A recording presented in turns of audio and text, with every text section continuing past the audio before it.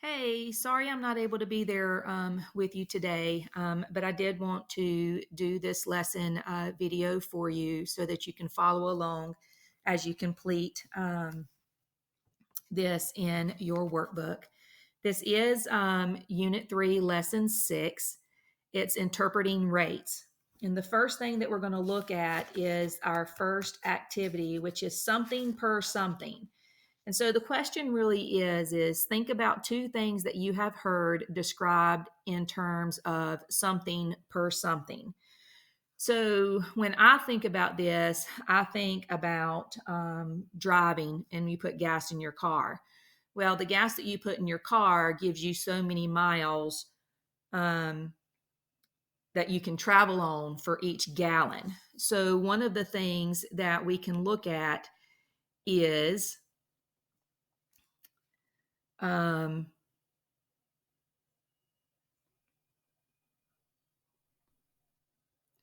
miles per gallon. Okay, that's one thing that we can look at. Or the cost per gallon.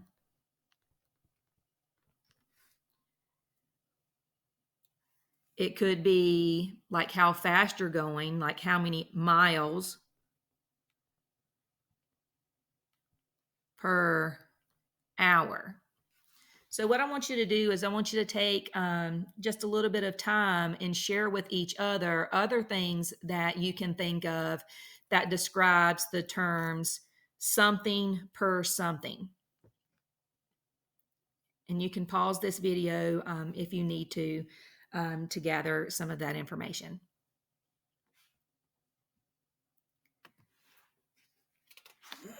The second activity we're going to be looking at is cooking oatmeal. Priya, Han, Lynn, and Diego are all on a camping trip with their families. The first morning, Priya and Han make oatmeal for the group. The instructions for a large batch says bring 15 cups of water to a boil and then add 6 cups of oats. So it says that Priya says that the ratio of cups of oats to water is 6 to 15, and that is 4/10 of a cup of oats per cup of water. Well, Han says that the ratio of the cups of water to the cups of oats is 15 to 6, and that is 2/5 the cup of water per cup of oats. Okay. So what we have to figure out is who is correct and explain our reasoning. Okay. So here is what we have as far as what we need to figure out. Okay. It says if you get stuck, you can use the table. So 15 to 6. If we go back and look at the original problem, remember when we're writing ratios, we're writing whatever comes first. So it says brings 15 cups of water to 6 cups of oats.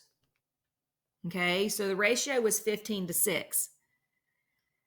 Now, if you look at what Han says, it says the ratio of cups of water to the cups of oats is 15 to 6. If you look at what Priya says, she says oats first and then water. So, as far as the ratios are concerned, in how both of them say it, they're both correct. So, what we need to look at is this 4/10 of a cup and is this 2/5 of a cup correct? So that's where we come to the table. Okay. We know that our ratio is 15 to 6. Okay. 15 cups of water per 6 cups of oats. Okay. Now, in order to go from 15 to 1, we multiply 15 times 1/15. Okay. And because we multiply 15 times 1/15, in order for us to get from here to here, would be 6 times 1/15, which gives us 6/15. Okay. If we were to plug that into a calculator, that would give us 0.4. Okay. Now, in order to get in from our 1 cup of oats, okay, so how do we get from 6 to 1? Well, we multiply 6 times 1/6. So that means in order for us to get to 15, to our empty space down here on the bottom, we have to multiply 15 times 1/6. And that is 15/6. And if we divide that out, we will get 2.5 or 2.5. So, who is correct? Well, Priya and Han are both correct as shown in the table and what we just figured out. Question number 2 says, the next weekend after the camping trip, Lynn and Diego each decide to cook a large batch of oatmeal to have breakfasts ready for the whole week. So A, Lynn decides to cook 5 cups of oats. How many cups of water should she boil? B, Diego boils 10 cups of water. How many cups of oats should he add to the water? Okay. So remember, and I'm just checking real quick. Remember, we have our table. Okay. So that's what we want to look at. So I'm going to draw a line right here because we're going to do part A first, and then we'll do part B. So for part A, we have our water to oats. Okay. And what we know from our previous is the 2.5 to 1. Okay. So 2.5 to 1. Okay. So if Lynn decides to cook 5 cups of oats, then we're looking at how do we go from 1 to 5? Well, we are multiplying by 5. So I'm going to get my calculator, and I have 2.5 or 2.5 times 5, and that gives me 12.5.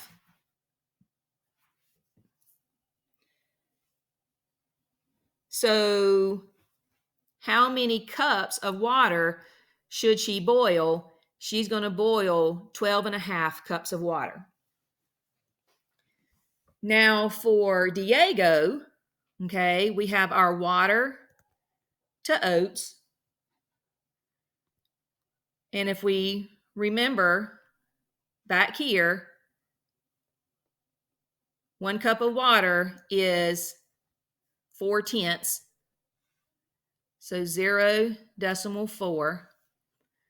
And it says he brings 10 cups of water to a boil. So how do we go from 1 to 10? Well, we multiply by 10. So if you plug in 0.4 times 10,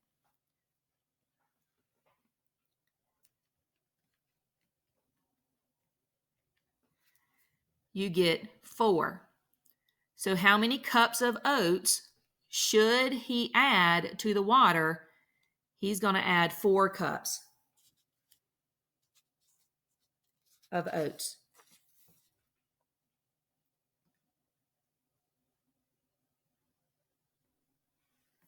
For question number 3, did you use Priya's rate of 4/10 cup of oats per cup of water, or Hans' rate of 2.5 cups of water per oats to help you find the answer to the previous two questions, and why?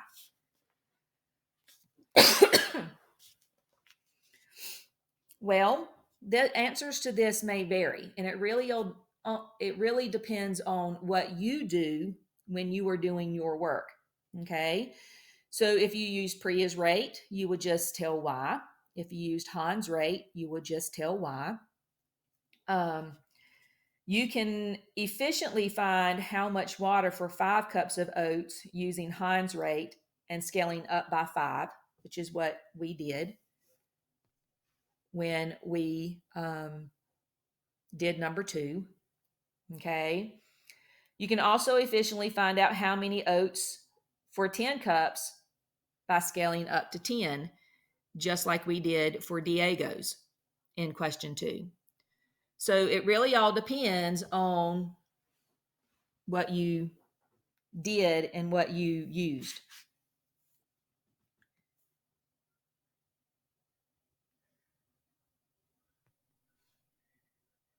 Now for activity number 3, we're talking about cheesecake, milk, and raffle tickets.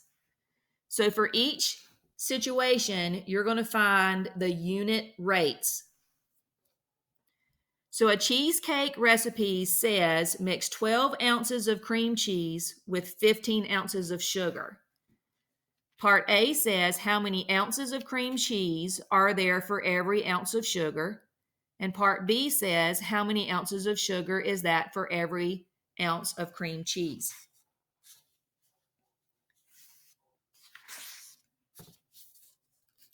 So, excuse me. We're going to look at this in a table. Okay. So I think what I'm going to do real quick is I'm going to go to the end and I'm going to move this down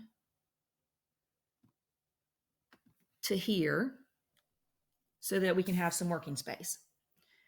So we have cream, cheese to sugar. And if we go back and look at the problem, 12 ounces of cream cheese to 15 ounces of sugar. So 12 ounces to 15. Okay. Remember, that's the ratio. We can reduce this ratio down by thinking, what number can I divide both 12 and 15 by?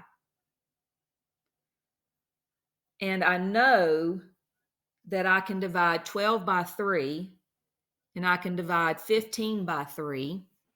So when I do that, 12 divided by 3 gives me 4, and 15 divided by 3 gives me 5. So the smallest, one of the smaller ratios that I can get with whole numbers is a 4 to 5,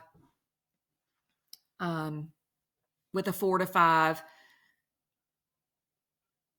ratio. Okay. Now, if you look back at the problem in problem number 1, it wants to know how many ounces of cream cheese are there for every ounce of sugar. Okay.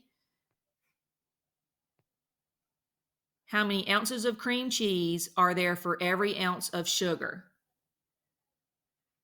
So for every 1 ounce of sugar, it's wanting us to figure out the cream cheese. Okay. So one way to look at this is, how do we go from 5 to 1? Okay. Well, we multiply 5 times 1/5, which means for us to go to 4 to a corresponding number for the ratio, we have to multiply 4 times 1/5, and you get 4/5, which is the same thing as 8/10. Okay. So that part is the answer for part A. For part B, if we look back at the question, how many ounces of sugar are there for every ounce of cream cheese? So now it's wanting us for every ounce of cream cheese, how much sugar is that? Okay. So looking back at our 4-to-5 ratio, how do we go from 4 to 1? Well, we multiplied the 4 times 1/4, which means our 5, to have the second part of our ratio, we have 5 times 1/4, which equals 5/4, which equals 1.25, or 1 1/4. So that is the answer for part B.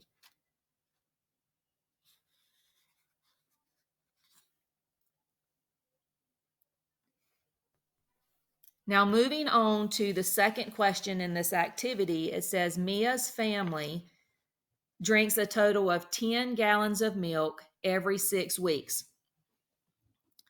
A, how many gallons of milk do they drink per week? And then how many weeks does it family to take to consume 1 gallon? Okay.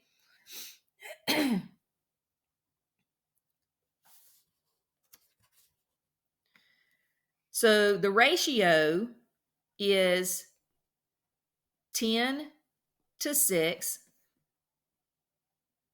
And remember, fractions as division, this is the same thing as 10 divided by 6, or 10 divided by 6, which ends up being 10/6. Okay. 10/6 can be reduced down to, I'm thinking of what can be divided by 6 and 10, and that is 2. So 2 goes into 10 5 times. 2 goes into 6 3 times. So 5/3. We can write that as, because we're wanting to know how many gallons do they drink per week.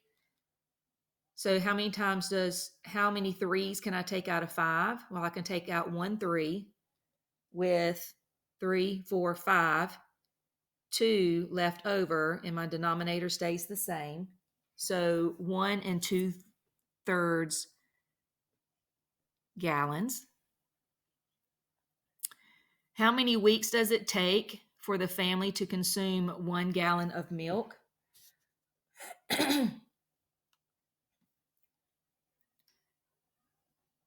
How many weeks does it take the family to consume 1 gallon of milk?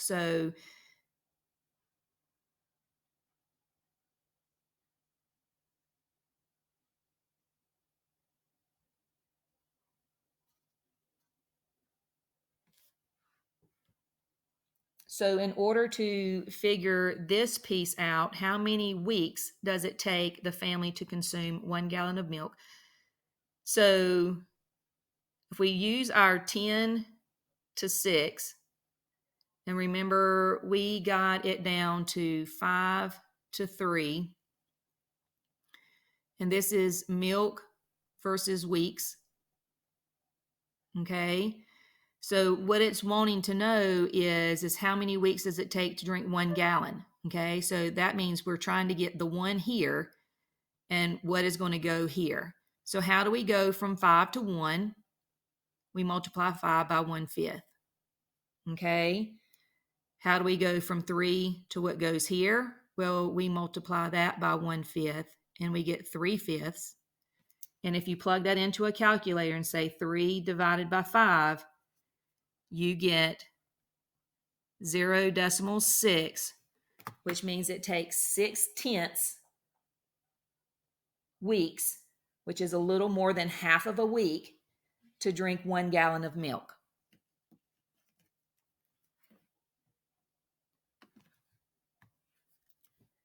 Now, question number 3 says, Tyler paid $16 for 4 raffle tickets. So if we're looking at the price per ticket, okay, that's cost versus ticket. So that is $16 for 4. And we can reduce that down because 4 we're going to 4 and 4 we're going to 16. So I could divide both of those. 4 goes into 4 one time. 4 goes into 16 4 times. So the price per ticket means one ticket, is $4. Because 16 divided by 4 equals 4. How many tickets is that per dollar? Okay. So now if we're looking at the same thing, and I'm just going to redo it, and I'm just going to use the 4 to 1. Okay. So if I need my cost to be $1 because it says per dollar, how do I go from 4 to 1? Well, I multiply 4 by 1/4. So that means I multiply 1 times 1/4, and that gives me 1/4, or 25 cents.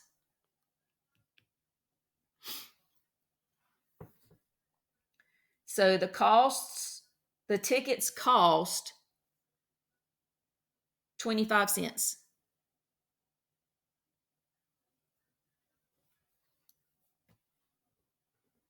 Or 25. You can 1/4 of a ticket cost $1. That's what I meant to say. Because $1, and that's 1/4 of a ticket.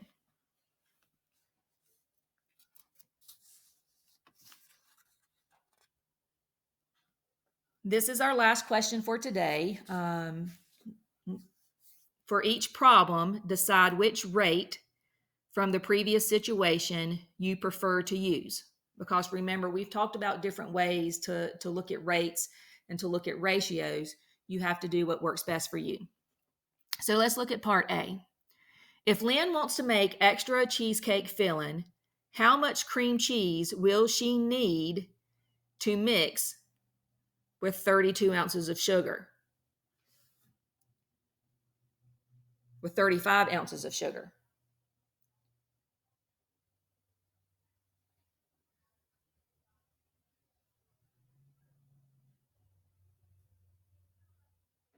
How many weeks?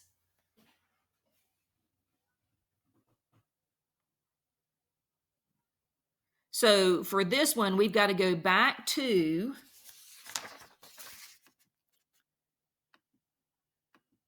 the cream cheese, where it says, where we have the 12 to 15. Okay. So I'm going to go back here, and for part A, we're looking at 12 to 15. How much cream cheese for 35 ounces? Okay. So remember, and I'm actually going to go back to the actual problem, and I'm going to work this in a different color. So hopefully we'll choose black. So where we got here, the 0.8 to 1, okay? So really what we're looking at now is your problem says 35 ounces of sugar, and we've got to figure out how much cream cheese she's going to need for that. So how do we go from 1 to 35? Well, we multiply 1 times 35, which means our 0.8, we also have to multiply by 35. So when we say 0.8 times 35, that gives us 28. So if we go back to problem 4,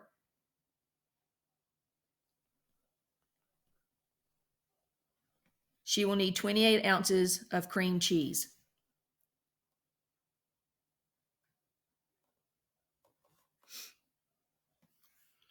Now, how many weeks will it take Mia to finish 3 gallons of milk? Okay, so we have to go back to this problem.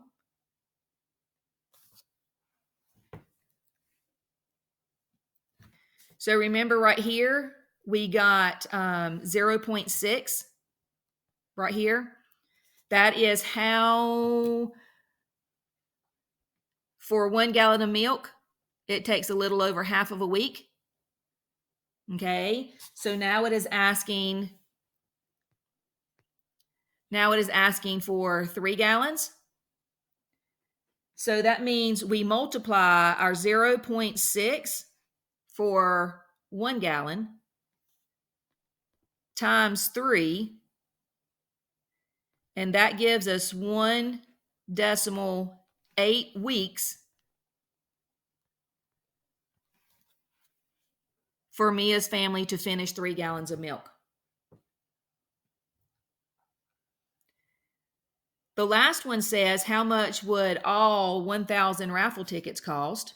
Well, if we go back to our raffle tickets, okay, one ticket cost $4.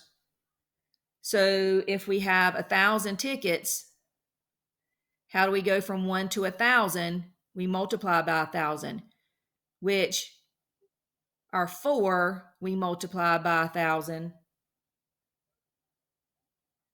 So you get 4,000.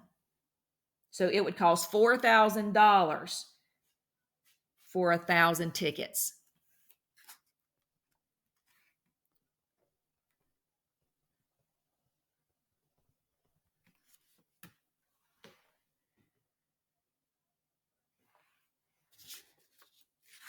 So today you're going to be working on your practice problems if you have time left in class.